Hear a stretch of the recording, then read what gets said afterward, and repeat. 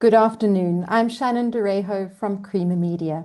Welcome to our webinar on Women in Business, where our panel of speakers will discuss strengthening the role of women leaders in South Africa's business environment.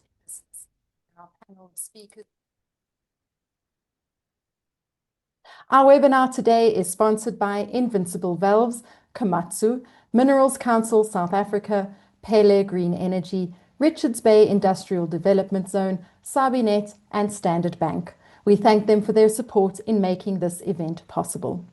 Before we get started, please note that we've activated the Q&A for your questions. Please direct any questions to the Q&A box located at the bottom of your screen. The panelists will answer as many of your questions as possible throughout the discussion. Additionally, the chat feature is enabled for your comments and insights. Look for it right next to the Q&A box. Remember, though, questions should go into the Q&A to ensure they are properly addressed in that section. Please be informed that this webinar is being recorded and the recording will be made available to you afterwards. Also, we're broadcasting live on YouTube and the link will be shared in the chat once it becomes accessible. So today's webinar will be facilitated by Marcel Korth, a social impact consultant at Genesis Analytics. He works at the intersection of business and society with a focus on gender equity, human rights, and inclusive development. He's worked across civil society, the UN system, research, and the private sector, most recently in the mining industry.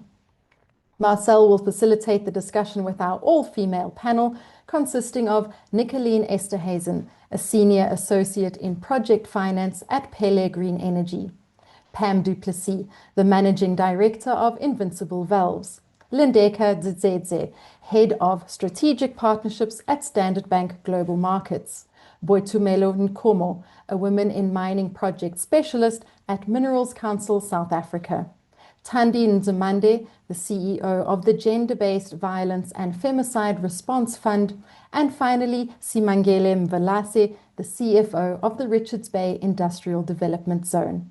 I'll hand over now to our facilitator to take the proceedings forward. Over to you, Marcel. Thank you. Thanks, Shannon, and good afternoon, everyone. Thank you for joining us for this. Can't hear me? We can hear you, Marcel. We, of course, meet in Women's Month, a time that honors the courage and vision of the women who, back in 1956, marched to demand freedom, equality, and dignity. And just as we were warming up for this discussion, we realized we don't want to have these discussions only in Women's Month, because we are here 365 days a year. And really, we hope that what we are discussing today during Women's Month really takes root and, it influences us all throughout the year. These women stood not only for themselves, but for generations to come. Here we are. And the struggle reminds us that advancing women's leadership is part of a much longer journey towards justice. It's much like Maya Angelou said, I come as one, but I stand as 10,000. We've got 6 here today, but they really stand, 6 outstanding women, but they really stand for many thousands.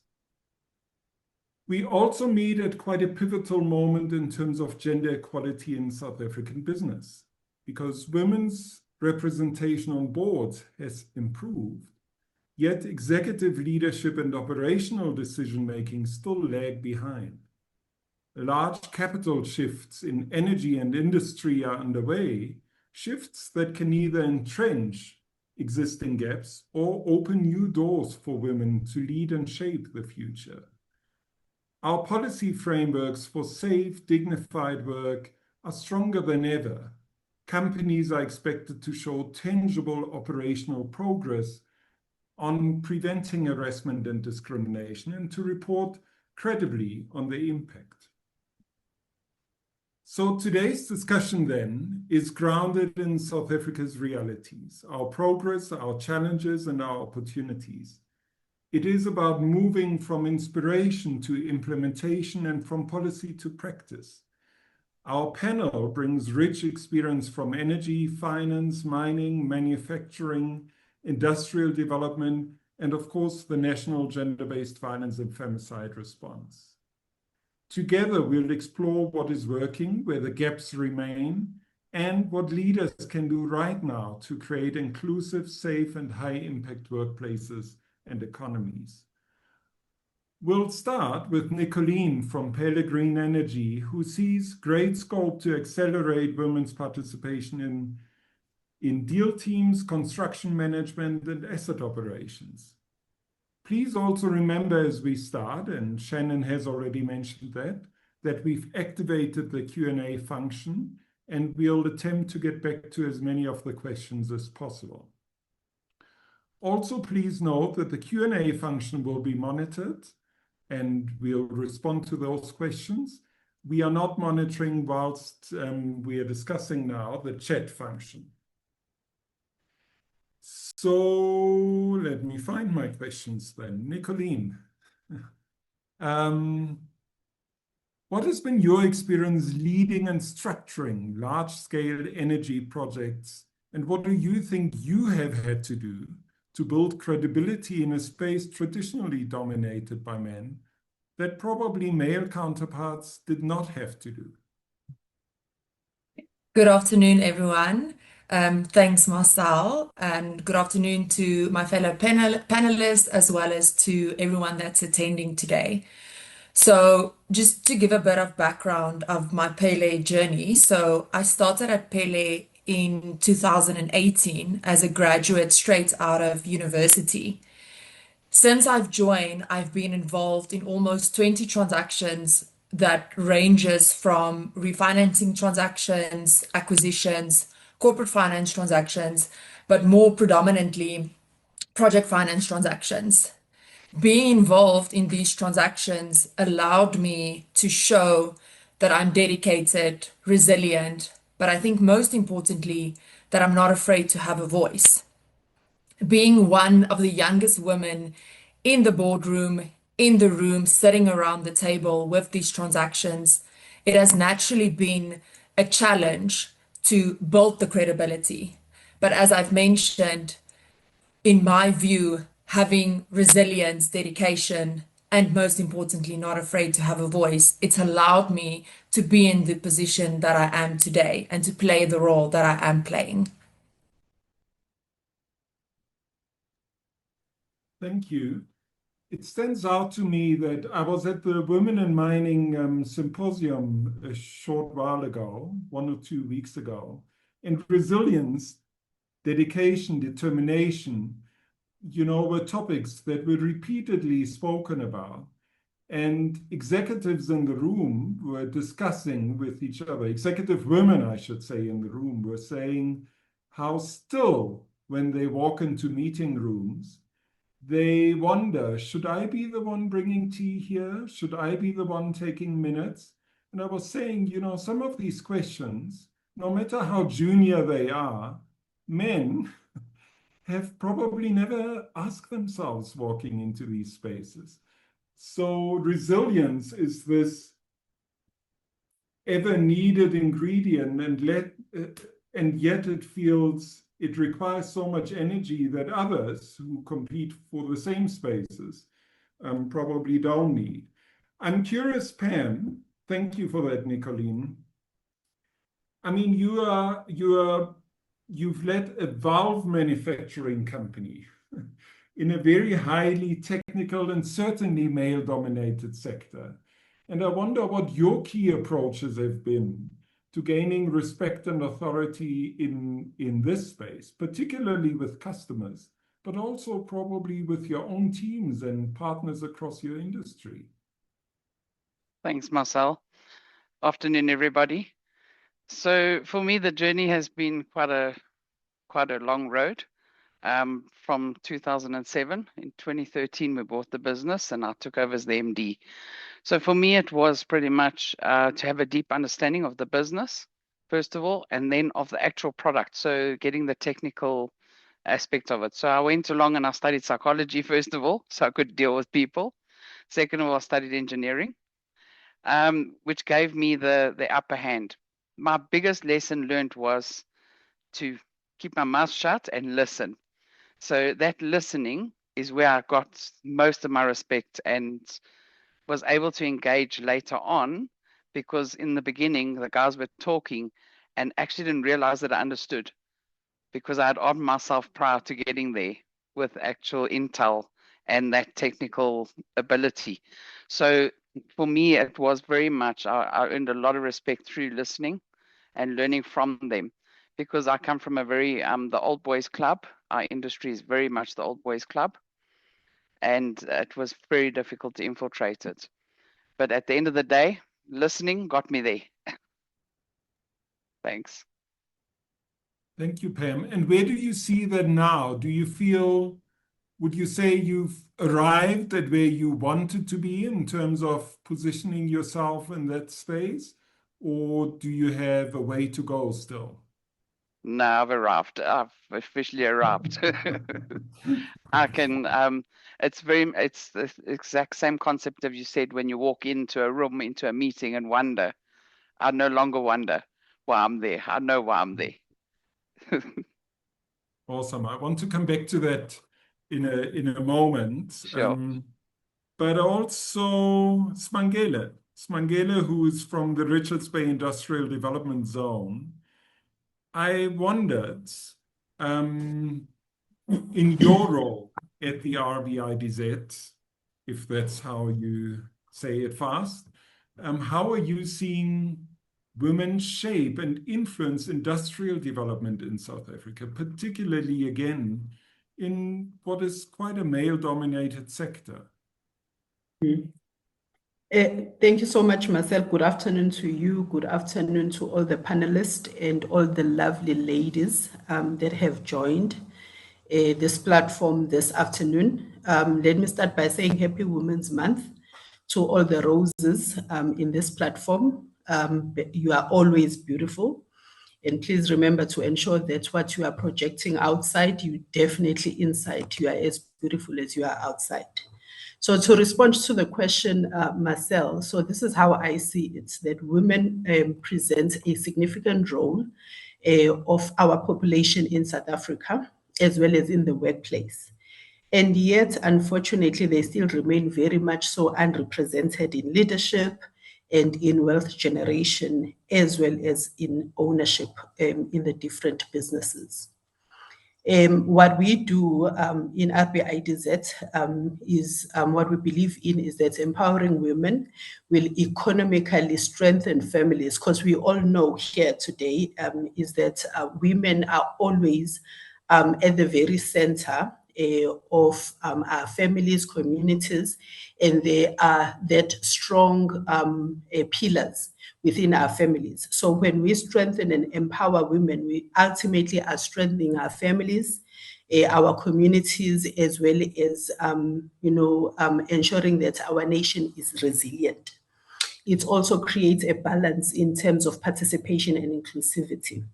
So basically, I see women shaping and influencing industrial development through their contributions that they bring as business owners, as employees, as end users, because we all know we can be those customers that are ensuring that we end users of the different basically products and services. So we contribute in all different spheres as women. So how do we women achieve this in male-dominated sectors?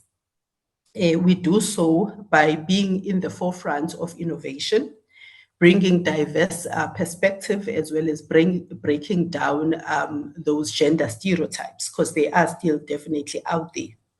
So in RBIDZ, we try to champion inclusive growth by integrating women into different strategic sectors.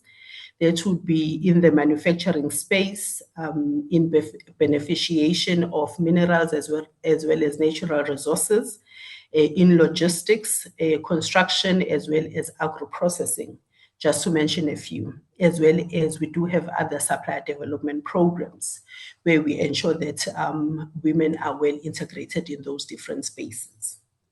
Thanks, Marcel. Thank you, Simangele.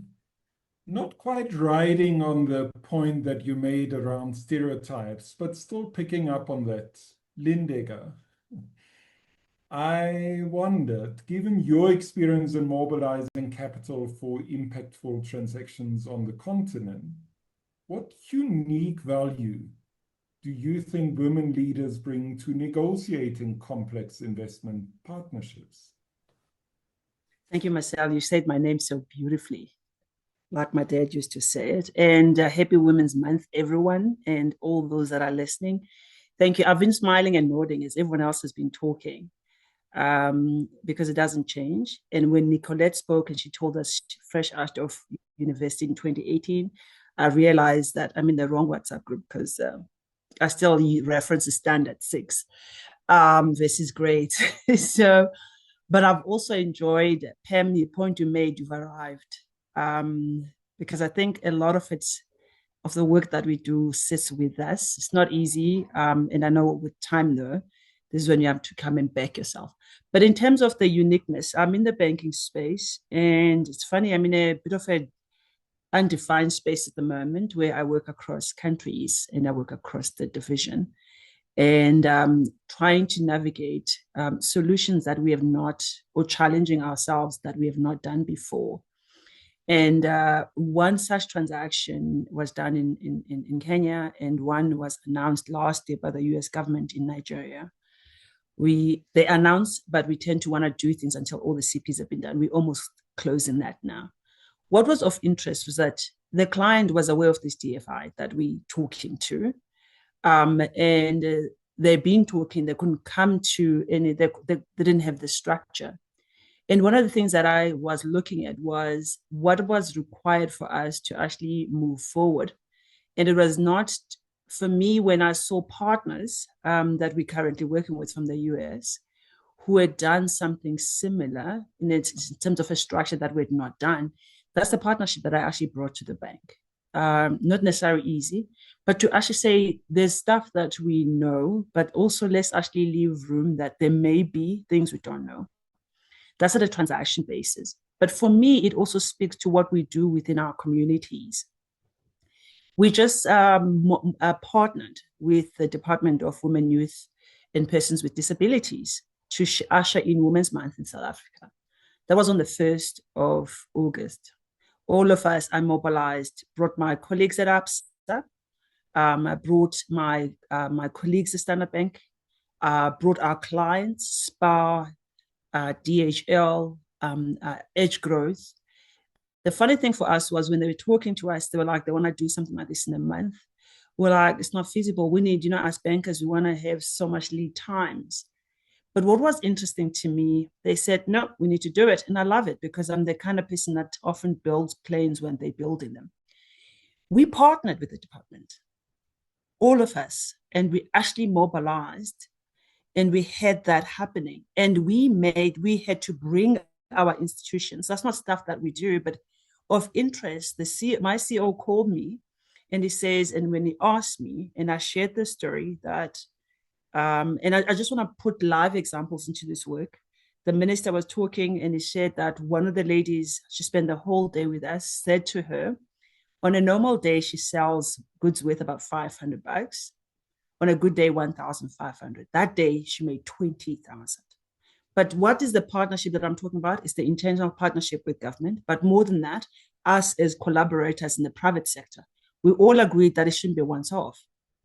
So now we've agreed that this is something we want to do yearly. That's also partnerships. That's bringing the ecosystem together. So that's the value that us women, because we're always very good in collaborating and bringing others along. And for me, it was a win-win for us and the government and the participants. That's also partnership. That's the value of bringing in what's required and mobilizing to actually get stuff done. Thank you, Marcel, back to you. Thank you, Lindeka. I want to come back to the perspectives outside of South Africa in just a minute, because you've worked across the continent, and I wonder, to what extent your experiences are different, maybe in different countries. But let me pick up on that in a second.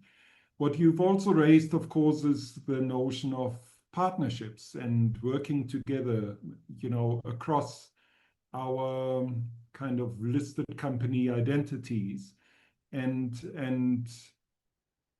one space that I'm familiar with, which is the mining sector, has done that quite well in respect of gender-based violence specifically. And I wonder, Tumi, if you could tell us a little bit, the kind of quintessential male industry that is mining, what shifts and what structural changes have happened in the mining sector over the last couple of years that you've observed?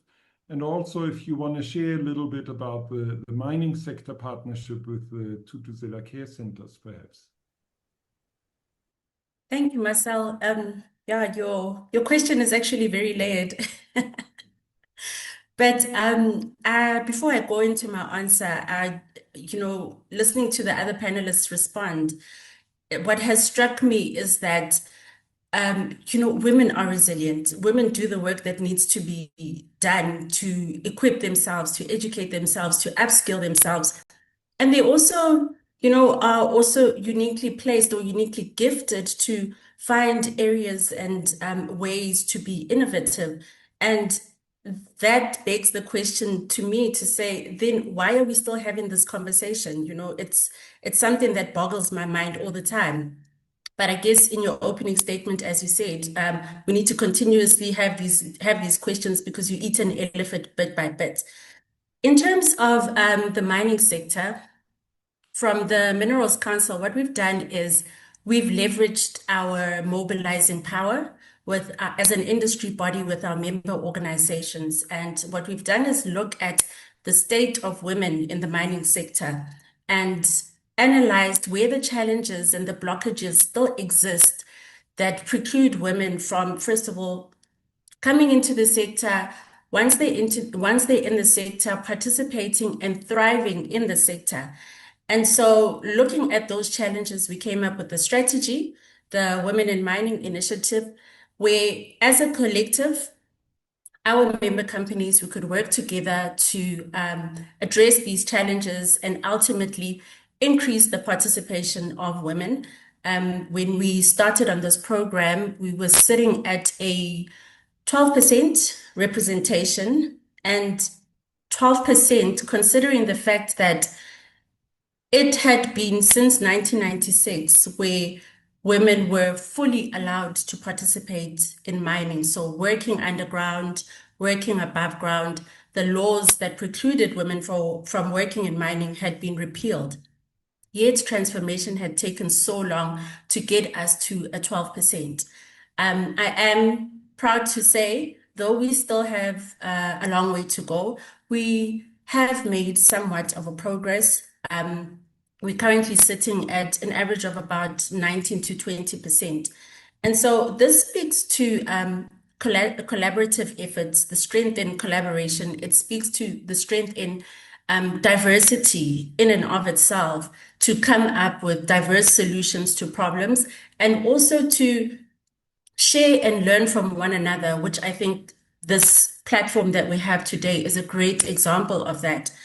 And an example also that you mentioned of working together to deal and address a particular issue that is endemic in mining.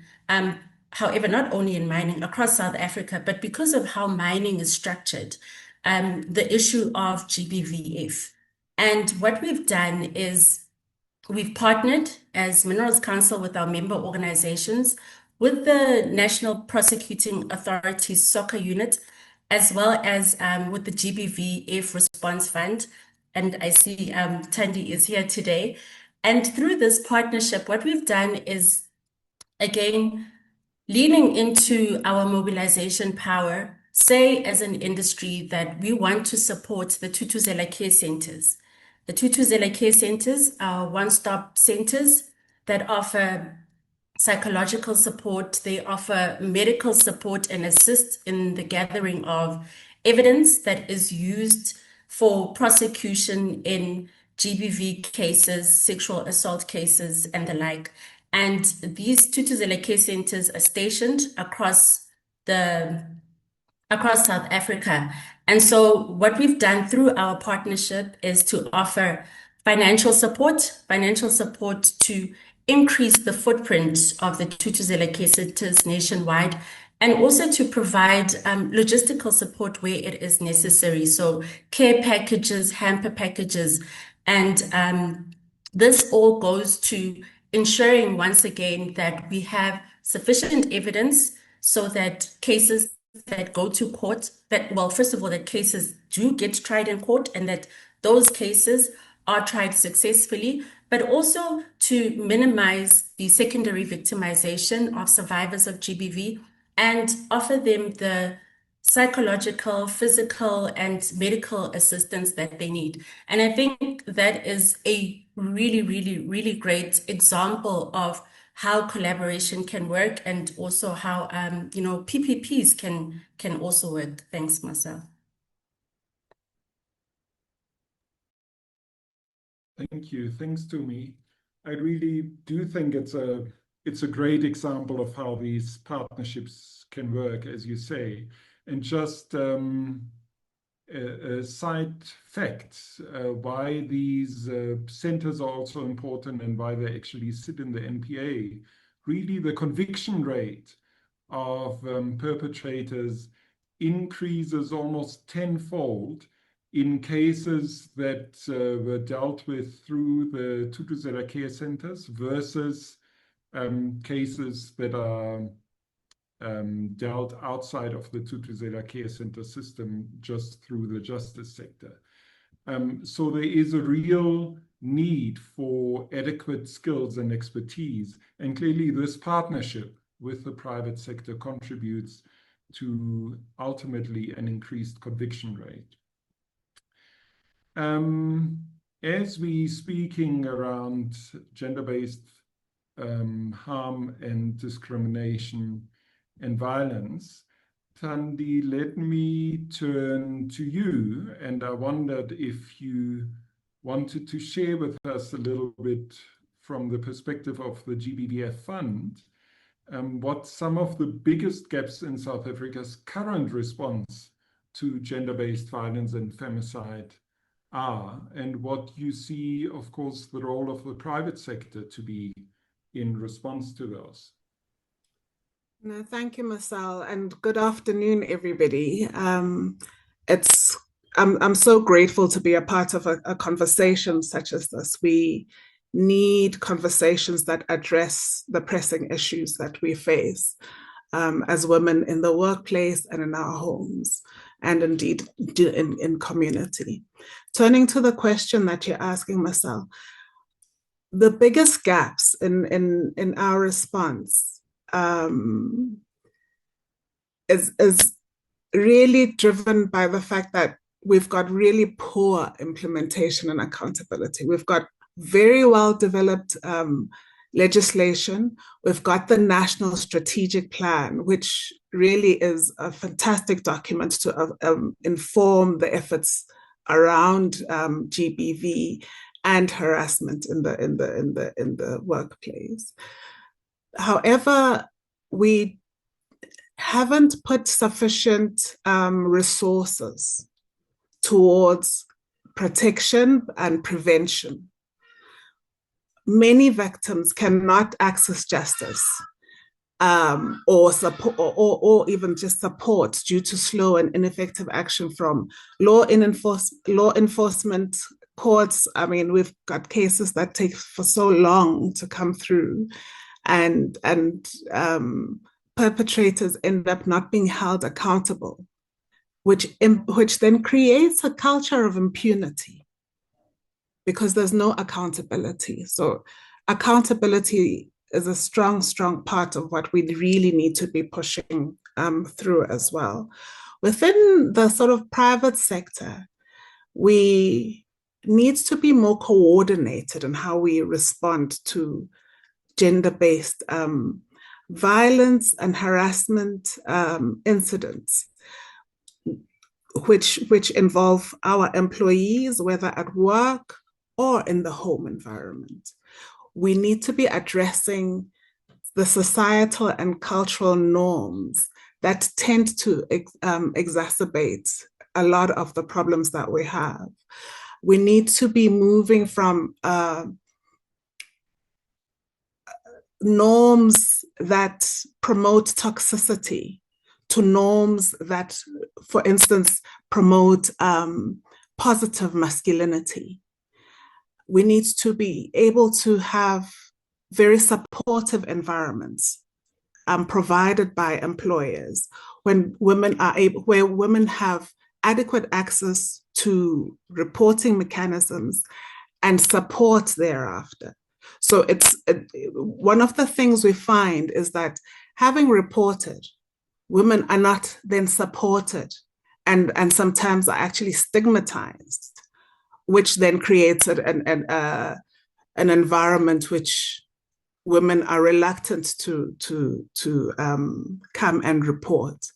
One of the programs we have is called the Private Sector Coalition, which assists corporates with a toolkit and a program that seeks to change culture, not purely just the policy, which is where we've tended to end within private sector, but to actually have a consistent engagement conversation that moves to change the very culture of how colleagues interact, such that you prevent sexual abuse and harassment in the workplace. Let me leave it there. Thanks, Marcel. Thank you. I see Lindeka. So, do you see my hand is up? We'll Yes. come to you just in a second, Lindeka. But I want to take that opportunity to remind everyone that you can ask questions in the Q&A section. A couple of questions are coming in, and we'll get to those in a second. But over to you, Lindeka. Thank you. Firstly, I just want to salute Tandi, the work that they do. And I also what Boitumelo said. So one of the things I tell people is my biggest flex at Standard Bank is the people that I work with. We've got some amazing individuals. So I am very much aware of this private sector coalition because Bianca, Kirsten have roped us all in, and there's a huge coalition of the willing. And funny enough, the companies she's mentioning, SPAR, Catherine at SPAR, Ratna at Motors, KPMG, ENS, Standard Bank, those are people I rightly then called on for the trade fair. They were there in a heartbeat, and they were on all the calls. And for me, that's crucial. So we're not just coming together we're coming for all the big things that allow us to leave our badges or titles or labels in terms of our employers, and that's crucial. And I know that this work that you guys do, that care center that Boitumelo speaks of, has increased the number of convictions because of the work that you guys do. And I think that's commendable.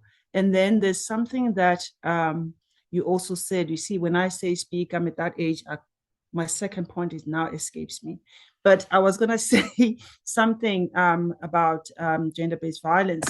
Even at work the other day, our group CEO and head of culture sent an email to this. And the reason this is important, I always say it's not specific to certain areas. It's in the boardrooms. The stat says 1 out of 5 women, if there's 5 women, one of them has been.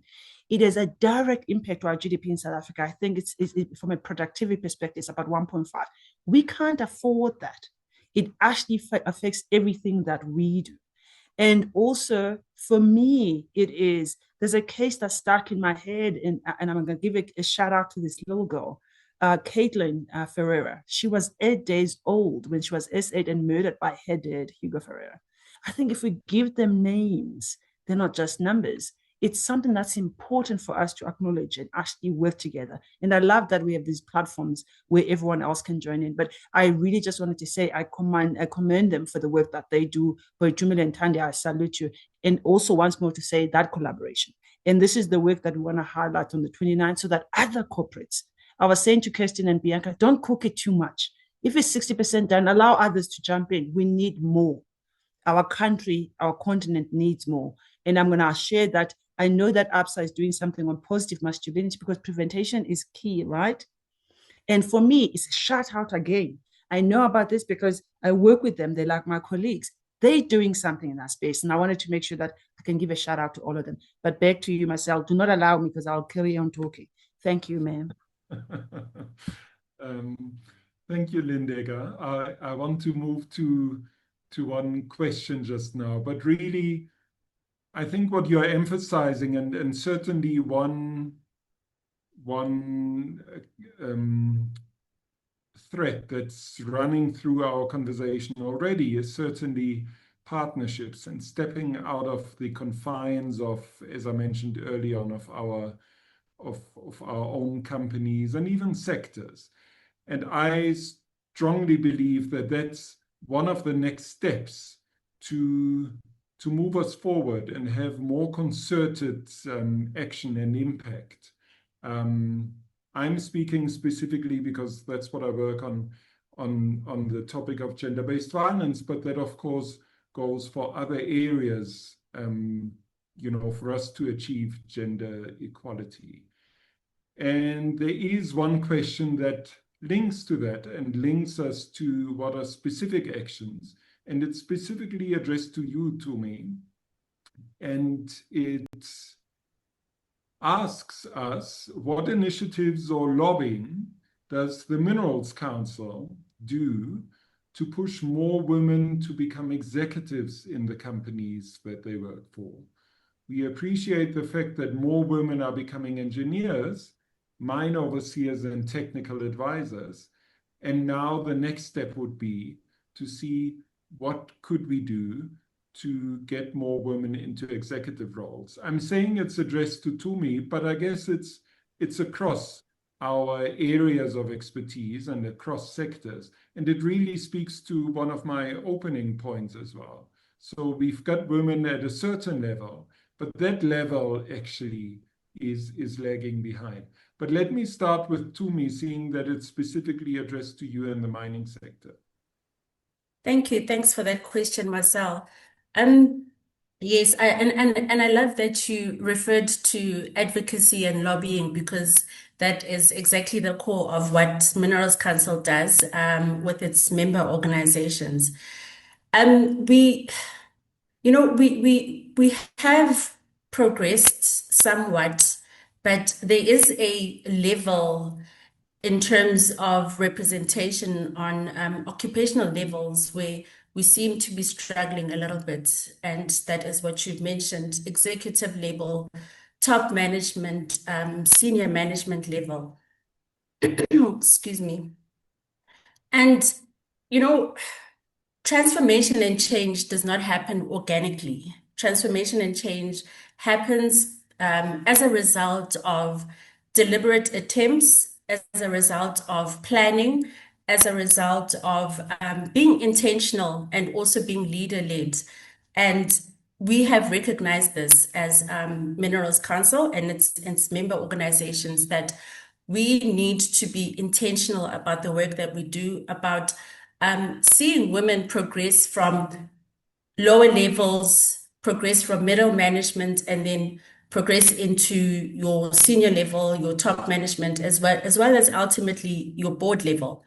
And so what we are doing now, we've recently revised our Women in Mining strategy, and we have articulated pillars that, amongst other challenges that we are addressing, also speaks to the progression of women.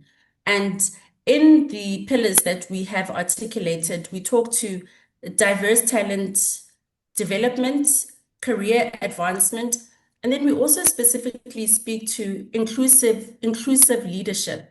So that talks to leaders coming behind our objectives and intentions of advancing women in the workplace. And the conversations that we are having and the type of action and change that we are advocating for amongst our members include integrating diversity and inclusion into companies' core business strategies as well as their values. And this also talks to elevating transformation into the company business strategy, such as having equity committees that are established at the highest level of the organization or the organizational structure, which would then look at policies that are in place, would also facilitate audits to ensure that milestones that are agreed upon in terms of representation across the different occupational levels are achieved. And if they are not achieved, what are the remedial actions, as well as having sponsors at very senior levels to ensure that we do accelerate change, particularly in those levels that we have identified that we are struggling a little bit. This also includes incorporating diversity and equity targets that are tied to KPIs and incentives at an executive level. So in performance conversations, not just at an executive level, but also filtered down across the different areas where you have managers that are responsible for talent hires as well as talent management. Something that is also very key and critical is conducting skills assessment gaps and proactively developing candidates based on organizational diversity plans at all levels. And this would also then be linked to the Department of Labor's employment equity targets. The Department of Labor's employment equity targets give us a very nice roadmap that segmentizes the areas in which we are either overperforming or the areas in which we need to double down a little bit in our efforts. So these are the strategies that we are looking at together as an industry, and we are also advocating for and lobbying for with our industry partners to ensure that we close the gap. We have come somewhat, along in representation, but if you really look at the different occupational levels, you will see that, as you mentioned earlier, there is a layer that is a bit of a challenge. So we are advocating for the adoption of those strategies to ensure that, in the next 5 years, for example, we aren't having the same conversation and we see a significant improvement in representation. Thank you. Thank you. Thanks, Tumi. And I want to move on a similar question in a minute to you, Nicolene. But just to see, I mean, there's quite a lot that you've outlined to me, and clearly this is against the backdrop where, women were almost non-existent in the mining sector. The proportion was minute in very specific roles. So clearly that journey is ongoing. What stands out to me is, and that's again to a couple of areas, and it also speaks to one of the questions we're about to get to, is you got to create the environment for women to, first of all, join and come, but then to also be welcome and to create the environments physically, but also otherwise, for women to perform in their roles with the respect they deserve, and be safe. That is, again, physically safe, but also psychologically safe. One area that offers us great potential to elevate more women in that space, of course, is in the energy transition. And I wondered, Nicolene, to what extent in your view, can the energy transition be used as a lever to elevate more women, not just into the space, but into decision-making and deal-making roles?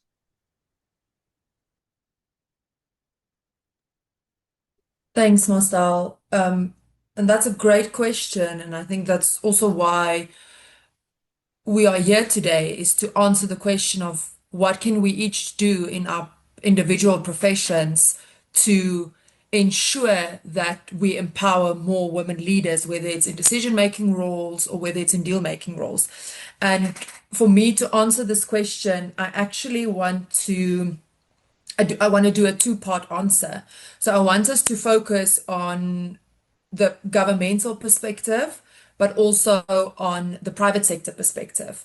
So from the governmental perspective, I am glad to say, specifically in the energy structure, and if we look at the governmental procurement rounds, there is an economic development criteria or evaluation criteria. One of the subsections, and I mean, economic development is quite broad, but it is defined in different sub-elements. But most importantly, within those sub-elements, there is a focus on women development, women ownership, women involvement in terms of management control or management roles, whether it's board levels or senior levels. And within that criteria, you naturally, from a procurement perspective, you make an assumption around that specific criteria evaluation levels. And we all here would say, it's amazing if it's based on what your assumption is. Why not just make the assumption, as an example, that the board consists of all women? That's amazing. Yes, that's what we want. But then we have to balance this with, you have to balance optimism with realism. The optimistic view is, it'll be amazing. Let's ensure the board consists of all women. But on the realistic side, and this is where the private sector comes in, is the assumption that you're making in terms of that criteria. Do you have enough capabilities in-house as a private sector company to make that commitment and to keep that commitment? And that's where the private sector comes in. So from a private sector perspective, it is important to look at, specifically in this example, do we pay enough attention, or do we invest sufficiently in internal leadership development? And do we invest sufficiently in ensuring that we deliver enough resources and capabilities to fulfill the assumption that we can make? And if the answer is no, then what are you doing to correct that? And I cannot speak to what other companies and other private sectors are doing, but from a Pele perspective, we have, from an external perspective, through our sister company, Knowledge Pele, we have programs that we launch in the communities that we operate in that focuses on entrepreneurship development. In addition to that, from an internal perspective, we focus on leadership pipeline development. So what are you doing to ensure that the people that you have within your company can play the certain roles that you make a commitment to when you look at the procurement round? And as an example, and I was happy to play a part in that, I think it was 2 years ago, where there was a program, leadership training program that Pele launched internally at a company level, where what they did is they brought together existing leaders within the company, but also future prospective leaders within the company to collaborate on developing the leadership pipeline and to collaborate on what does leadership mean within the company and how can we push it out to ensure that it looks towards the broader economy. And to close off the point, and a lot of the panelists spoke to that, it comes down to partnerships. So there has to be purposeful and impactful partnerships between the governmental sector, but also the private sector. And once you've deliberately built that partnership and I've identified what's needed to ensure that that partnership can excel, then transformation and transition will naturally follow.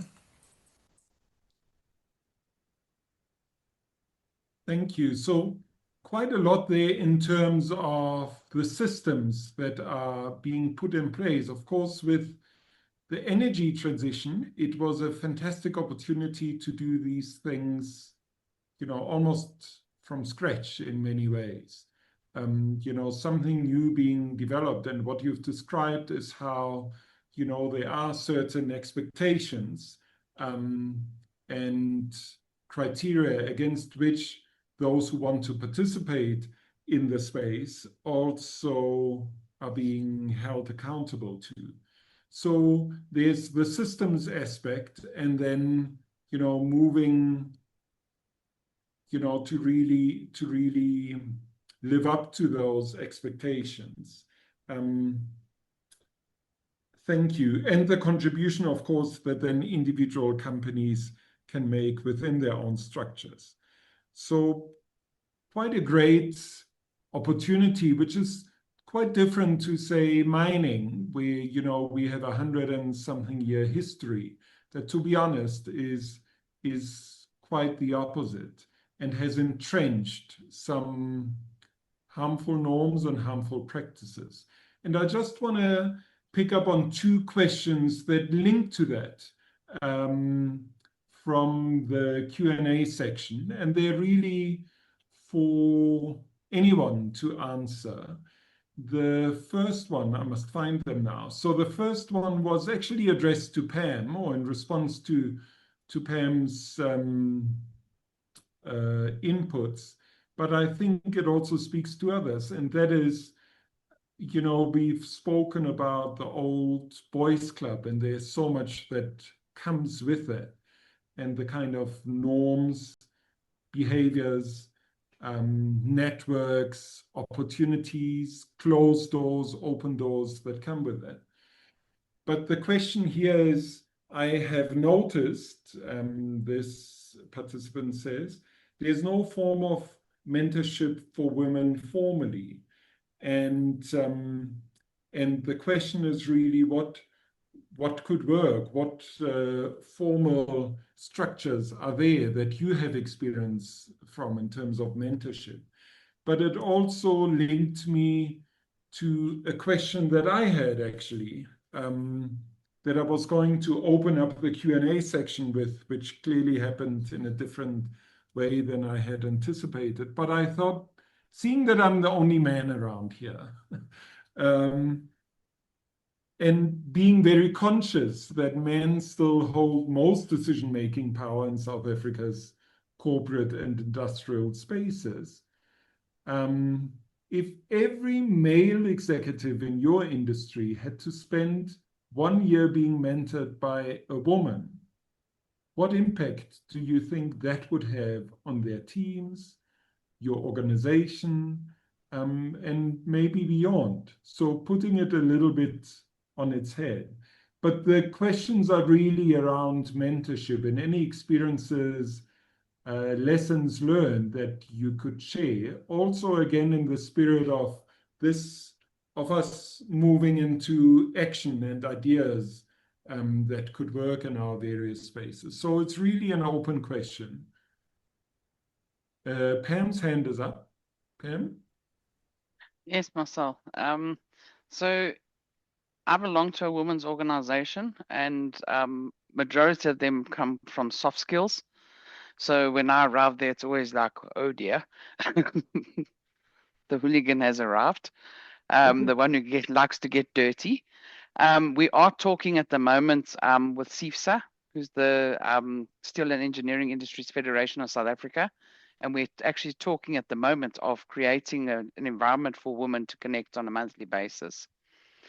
And then when it comes to mentorship, there's very little that's available. But for me personally, I do a lot of mentoring. So I dedicate 10 hours per week to mentoring ladies in industry. So anybody's more than welcome to contact me. We generally do it maybe once a month or twice a month, depending on the need. But it's definitely, and it's not sector driven. It's purely for uplifting and upskilling women within any industry. Thanks.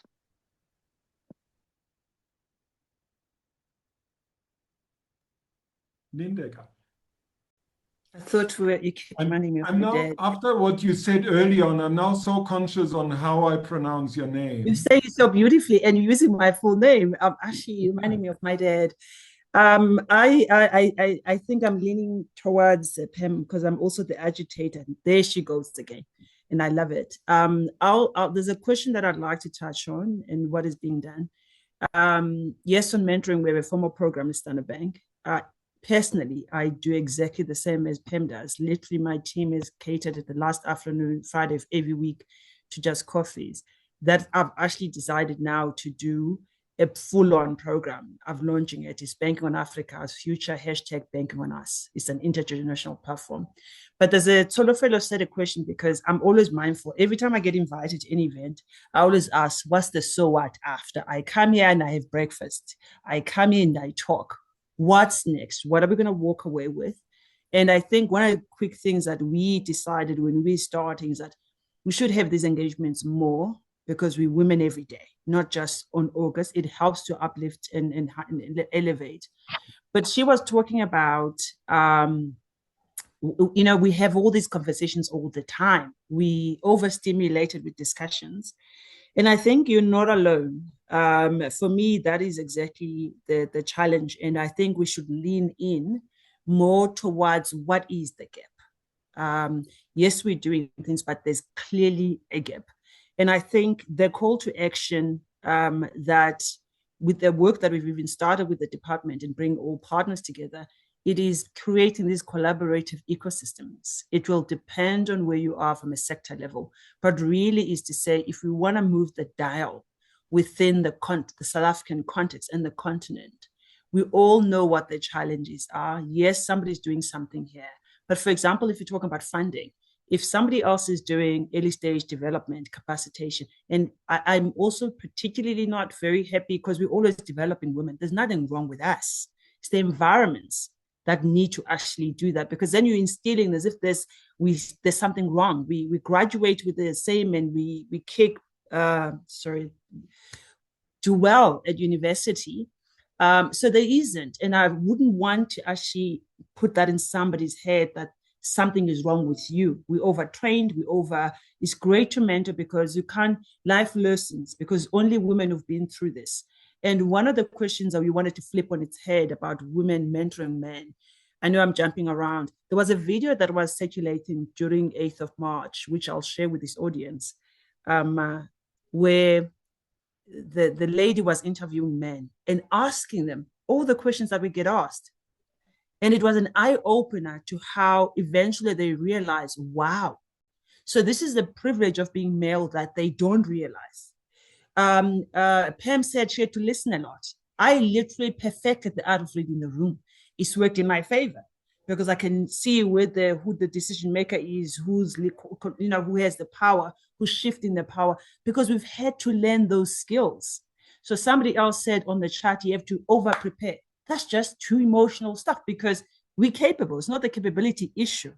It's really making sure that even our counterparts are aware, which is why I'm saying that lifting this thing on its head is actually a great idea. That video was stellar. I sent it to my group CEOs and every other person in the bank.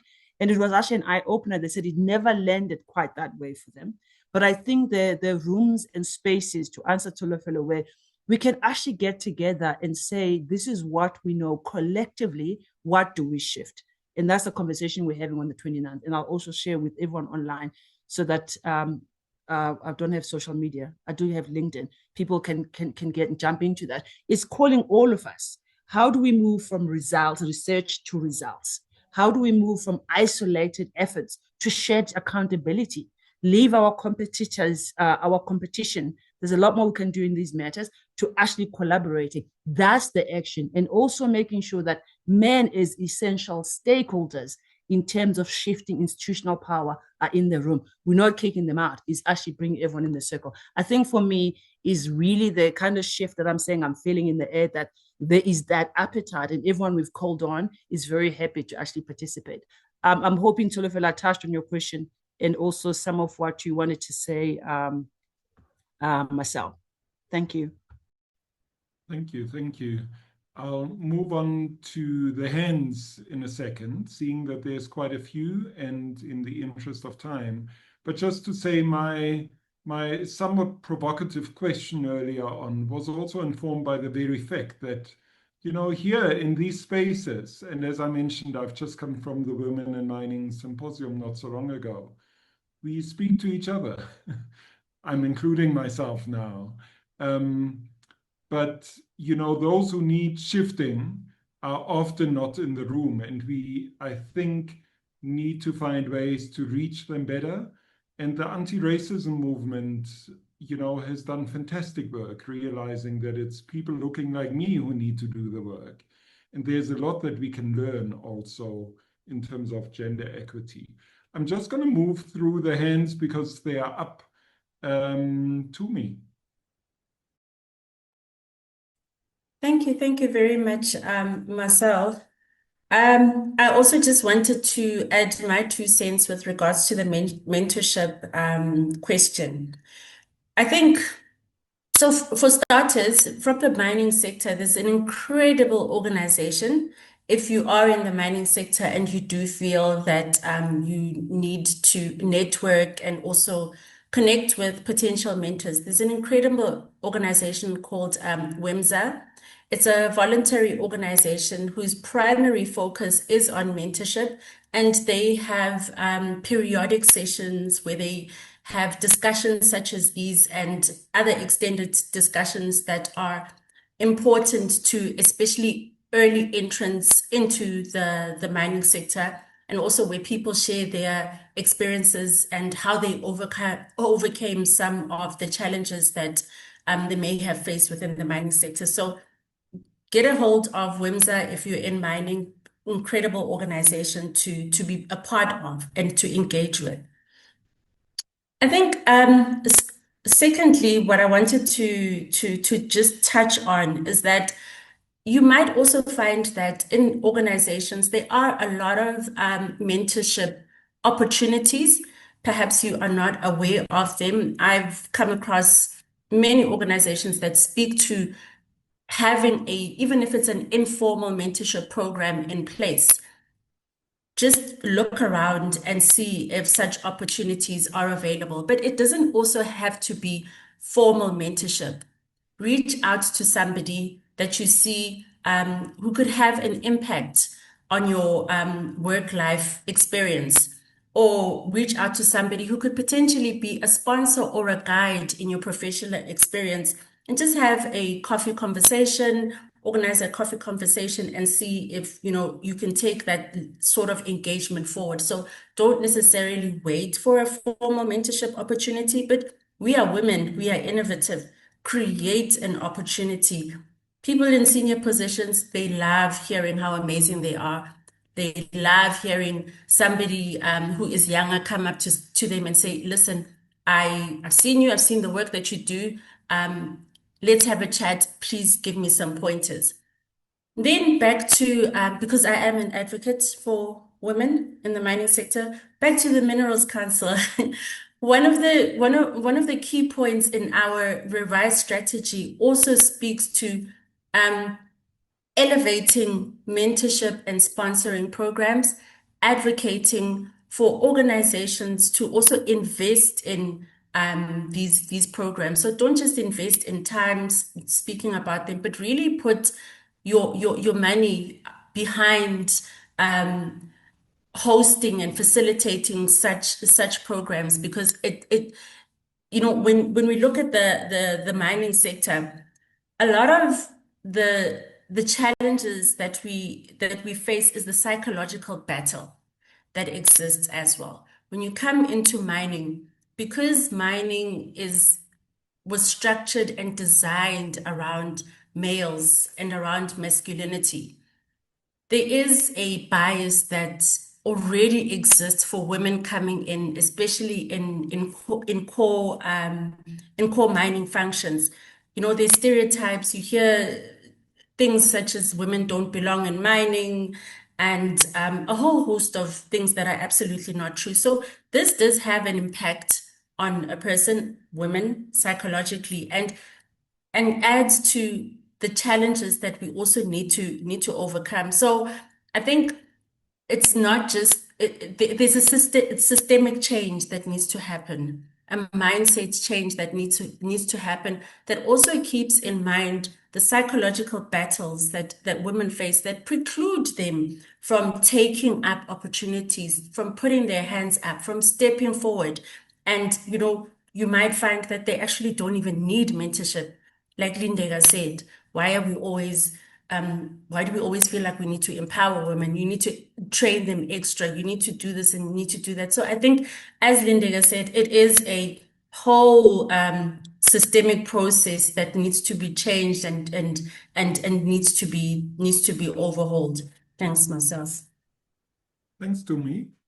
We're slowly moving towards the end of this discussion, but Simangele and Tandi have their hands up.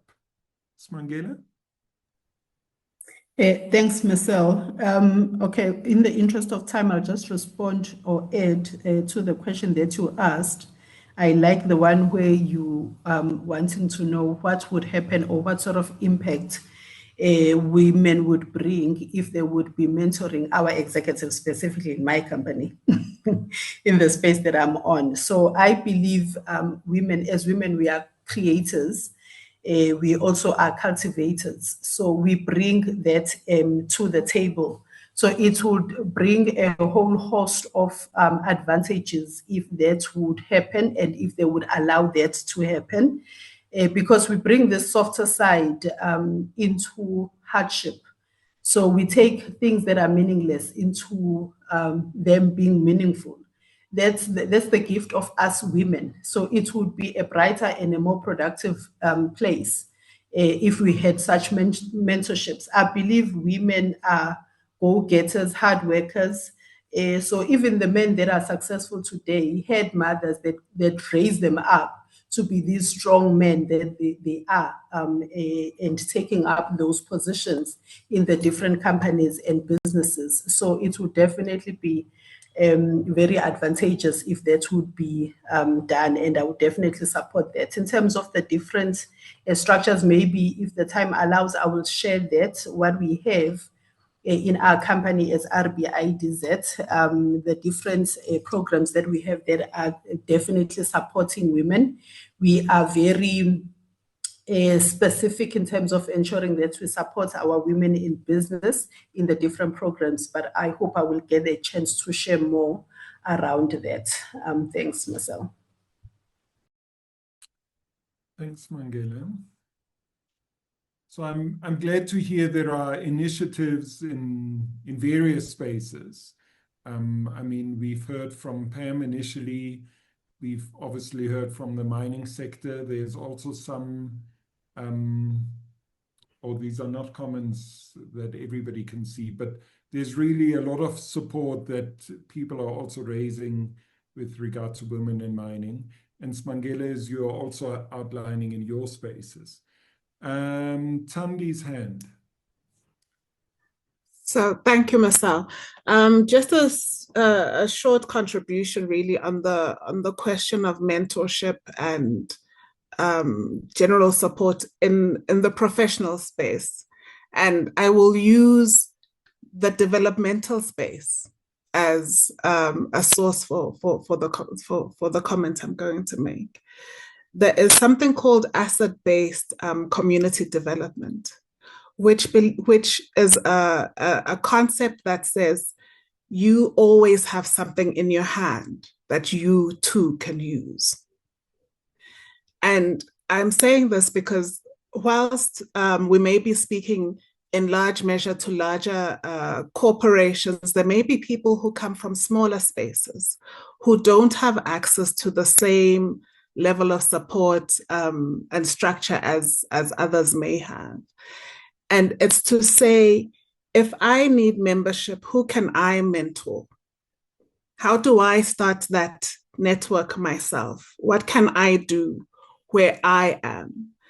And Boitumelo made the point that the leaders are actually very open and accessible if you ask them.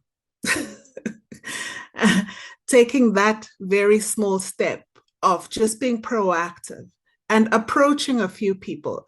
If somebody says no, you know worse off than you were before. But if you don't take that proactive step of putting yourself forward to be mentored, to open that particular door, then you will lose an opportunity which was literally in your hand. So it's I don't want to repeat any of the other things that have already been said, but I do want to say that there is something about also driving what you've got in your hand. Thanks. So. Thank you. Thanks, Tandi. I think that's always a very powerful way of looking at it. There were quite a few comments that said, how do we move beyond the panel discussions to action and sustainable action? And I think starting where we are is one point. But also, before I hand back over to Shannon, starting where we are, starting to have the conversations, with the right people, and sometimes that will include men because they hold the power in the spaces. But also, I think something that's come through very strongly today is also building those partnerships. And building partnerships is actually quite hard. And so I come from a gender-based violence background, and that's my work. But for most people listening today, and I assume for most on this panel, that's not our everyday bread and butter. You are finance people, engineers. Pam said, I work with stuff. I get my hands dirty. So building those partnerships, it's actually harder sometimes than just pulling out what I think will work for today. There's 16 days. We'll put together a 16 days campaign. We'll put up posters, put something, on our lunch room tables. But to move beyond that, and, just reminded me, I mean, it's been used 1,000 times, but there is the proverb that says, if you want to go fast, go alone. If you want to go far, go together. And I think we are at a point where we realize going fast doesn't work when we speak about gender equality, violence, discrimination in the workplace or outside. But what we really want is to go far. We do want to shift the needle. And we do, I think, all of us here realize that we all have a role to play, even if that's not our everyday bread and butter, and even if Standard Bank or Pele Green Energy, that is not the core of our business. But actually, we do have, a role to play. And there are people who facilitate these partnerships. I mean, Tia, nice to see you again. You've also said, is this not an opportunity for parties to partner and provide training and capacity building? What some discussions I'm having at the moment with a couple of partners is, how do we get senior executives, CEOs, to just deepen their understanding a little bit further so that they ask the right questions of their teams and they request the right information, and they are not happy with posters going up on the 25th of November, but they also know that we want to do more and achieve more. And for that, it does need a bit of training and capacity building, even at that level. So thank you, everyone. I think I've run out of time. Nobody has interrupted me, but I think Shannon is sitting somewhere in the background and hoping to wrap us up. Thank you so much for the time. I think we've all agreed that next time we meet, it shouldn't be to have this kind of a discussion, but maybe we all meet to report on what we've since done in our own little spaces. Or at a grander level, and hopefully build partnerships. Lindeka, we never got to the question that I was curious about. What are your experiences elsewhere on the continent? But maybe that's for next time. Thank you so much. And back to Shannon. Thanks, Marcel. And as you said, it does bring us to the end of our webinar. I'd like to take this opportunity to say thank you, Marcel, for facilitating such an enabling and engaging discussion. And thank you very much to our panelists, Nicolene Esterhuizen from Pele Green Energy, Pam du Plessis from Invincible Valves, Lindeka Dzedze from Standard Bank Global Markets, Boitumelo Nkomo from Minerals Council South Africa, Tandi Nzimande from the Gender-Based Violence and Femicide Response Fund, and Simangele Mvelase from Richards Bay Industrial Development Zone. Thank you so much to our sponsors, Invincible Valves, Komatsu, Minerals Council South Africa, Pele Green Energy, Richards Bay Industrial Development Zone, Sabinet, and Standard Bank for their support in making this webinar possible. And finally, thank you to the attendees for taking the time to join us for this discussion on the role of women leaders in South Africa's business environment. We really appreciate your participation. Our next webinar takes place on the 27th of August at 2 p.m. and will focus on the technologies that allow mines to improve their productivity and efficiency levels. The link to register for that event was shared in the chat. The recording of today's webinar will be sent to you in due course. And if you have any additional questions, please be in touch. You can reach us at shannon@creamermedia.co.za. Thank you so much for your time. Goodbye.